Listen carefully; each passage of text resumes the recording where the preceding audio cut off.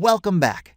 In this video, we will learn more about the freeze panes functionality of Excel.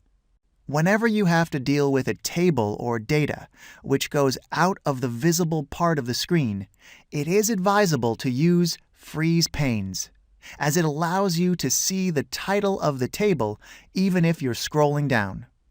In order to freeze the third row of this table, where I have the titles of the various columns, I'll select the row below, the fourth row, go to the menu bar, and select View, Freeze Panes. And once there, I'll pick the first option, Freeze Panes. Let's take a look at what happened.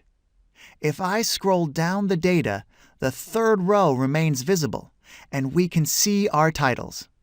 In case I want to remove the freezing of the third row, I'll go to the menu bar, select View, go to Freeze Panes, and click on Unfreeze Panes. This is how we can freeze a row or column of a table in Excel. Thanks for watching.